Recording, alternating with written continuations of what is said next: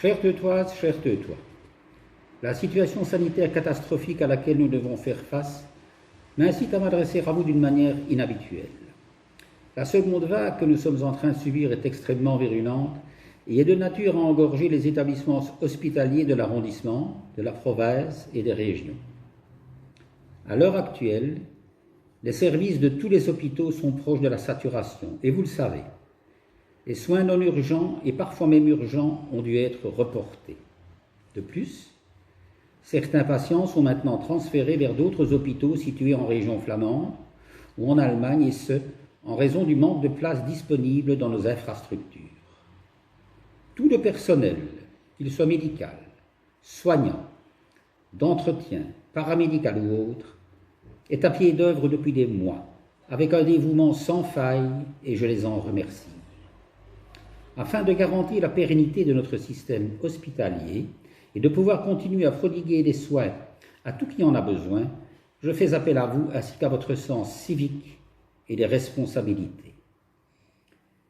Restez dans la mesure du possible chez vous, respectez les consignes établies et évitez au maximum les contacts non essentiels.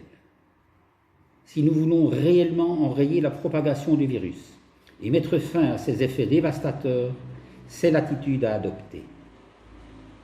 Je pense aussi à tous les commerces et à tous les travailleurs dont l'activité professionnelle a été réduite ou carrément supprimée, ainsi qu'aux conséquences qu'ils ont à subir. Soyons dès lors solidaires. Utilisons le service Click and Collect qu'ils ont pu mettre en place afin de remédier à cette situation économique difficile à supporter.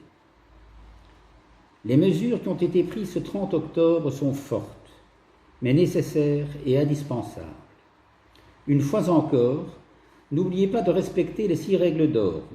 Respectez les règles d'hygiène et lavage des mains, maintien de la distanciation sociale, limitation des contacts rapprochés, pratique des activités en extérieur, aide aux personnes fragiles, interdiction des rassemblements.